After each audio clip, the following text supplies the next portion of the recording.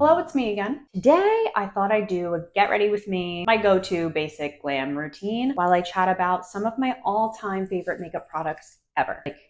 Like makeup products I cannot live without. Starting honestly with Aquaphor. Literally cannot live without Aquaphor. I have one of these bad boys all over my life. One in the car, got one in the bag, got one for the makeup bag, got one for the gym bag, got one for the end table at home. It doesn't stop. I have multiples everywhere. Nothing works better than this. Never don't have it around. Next product that I can't live without is the Saie Glowy Super Gel. This is the Rose Glow shade, but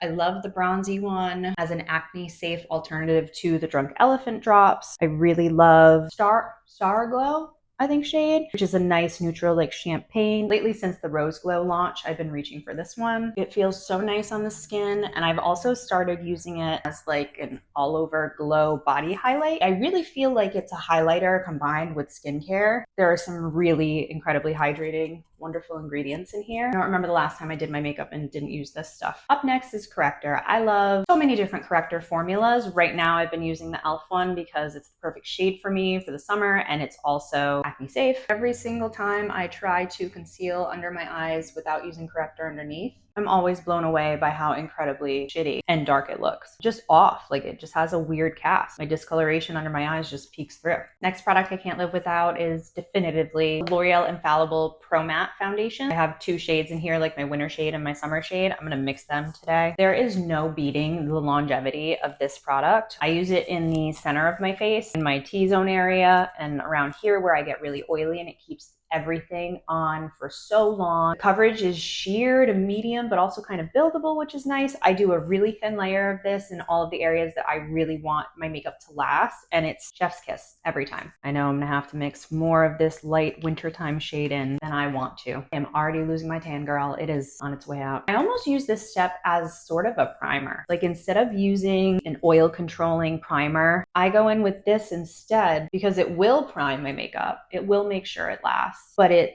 going to give me coverage too. And then I just don't have to use a primer. Next up is concealer. This has been my holy grail concealer like all summer. This is the Morphe Filter Effect Soft Radiance Concealer. Again, I have a summer shade and a wintertime shade. I'm probably going to cocktail them both to get the shade that I need today. I should have mentioned this for the foundation as well. Shades 103 Natural Bluff and 108 Caramel Beige. For my concealer, my lighter winter shade is Light 6 Neutral, and my summer shade is Medium 10 Cool. Right now I'm just spot concealing any scars or active breakouts. My skin kind of doesn't hate me too bad right now. Hates me a little though. Never fear. Always hates me a little. Oh yeah, I just stopped talking about why I like this concealer. Number one, no pore clogging ingredients. Love. It's also just the best formula. I would say it's a nice medium coverage, but it's really buildable. The texture, it stays nice and tacky, but it also sets well. It's not super thick in consistency. It's not super thin or liquidy. It's just perfect. This is one of those concealers that I feel like is kind of hard to find because you can sheer it out and blend it into nothing. So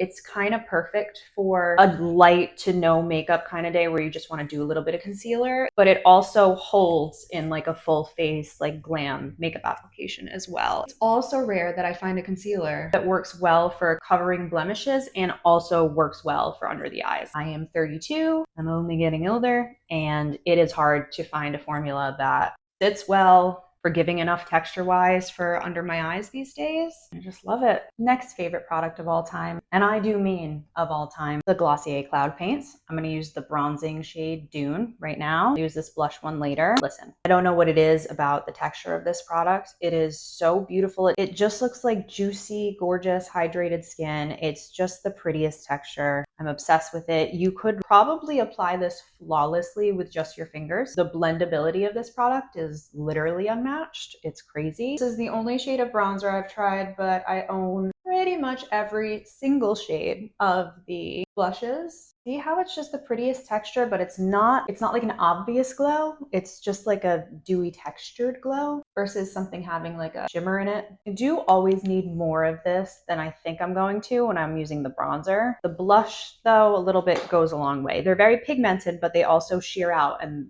blend out really well. I would actually say I would not mind the bronzer having a little bit more like coverage, but I can always mix it with a skin tint if I want to for that purpose. I am just going to tap this over some of the areas that I've concealed because we were looking a little too bright. Another favorite, the Storm Cloud paint in particular, but there are so many shades that I love. This is the one I'm going to use today. Quick honorable mention in the cream liquid blush department. Even though I don't think the price point of Glossier is too bad, this would be a good drugstore alternative to the Glossier. This is the Milani Cheek Kiss Liquid Blush shade Rose Romance. I love this one just as much as I love the cloud paint. She's dark. I think I'm officially reaching the time of year where my skin tone is getting a bit fair for this shade, but that's okay. Still in my blush blindness era. It's still going strong. I just don't care. I don't know. I can't really tell how bad that looks from far away. To me, things are looking a little bright in the center and a little hyperpigmented in other places. So I'm going to go in with my Maybelline Super Stay 24-Hour Skin Tint now. This shade is the shade 220. I have several other shades as well. I just am obsessed with, I think, skin tints in general, but this one is really good. It's acne safe. It doesn't have any pore clogging ingredients in it. And I'm going to use this to deepen my complexion a bit because I feel like my face and my neck are not really matching my chest area.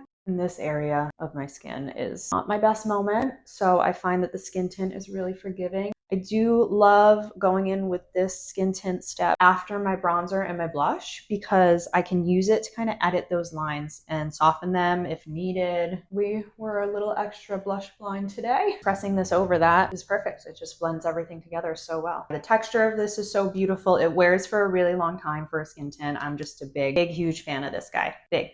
Huge. Next up is cream highlight, and I couldn't really choose because I've been loving these equally. This is the Nudies Glow Bubbly Bebe. This is the Merit highlight stick in the shade Cava. I think I'm still tan enough for this one, so I'm going to reach for that one. There's just nothing like a cream highlight. Now I know I already used a highlighter in this area, and it's giving something. It's giving a glow from within, but what it's not doing is giving that targeted cheekbone highlight situation. You know what I mean? Equally obsessed with these products. I would say actually the Merit one might be a little bit balmier and meltier in texture, which you may or may not like. I love them both. The Skindinavia Oil Control Makeup Setting Spray. Been a ride or die for this baby for between 10 and 12 years. I have not stopped using this product. Listen to me. We are so spoiled in this era that we're in where every single brand these days pretty much has their own setting spray. Back in the day, we didn't have that. We only had Urban Decay. And if you look on the back of an Urban Decay bottle, you'll see Skindinavia is the formula behind the Urban Decay formula. I don't know what the deal was there. I don't know if it's the exact same formula as I would imagine. It's probably not.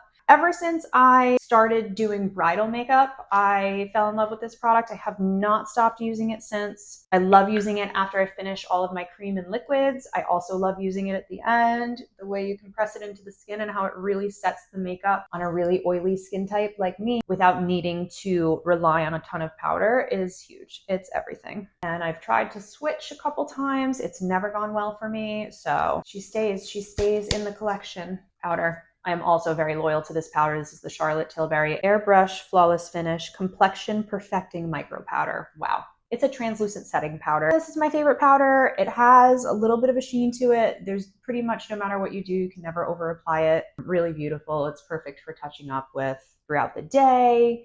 Even though it has that little bit of a sheen that allows your skin to shine through, it still mattifies really well, hopefully, as you can see. It's translucent, but it comes in 3 shades. I use the fairest one, the fair/pale. I can use that year round. I can use it like when I'm super tan. It's not too dark on me. When I'm super fair, it's perfect for year round. It's my favorite. I always keep a mini one of these in my little like lip bag. Next favorite product, and this is just a general statement, is a brow marker. I have quite a few different brands. I guess I would say my preferred number one is the Glossier one. Lost the cap to that one a while ago, unfortunately, and I haven't replaced it. I had this one that I wanted to try. This is the LA Colors Browie Wowie. This one's really dark. I can probably only get away with using this baby for a little longer before I am too fair. Even though this one is so dark, as long as you have a spoolie available as you go, it's totally fine.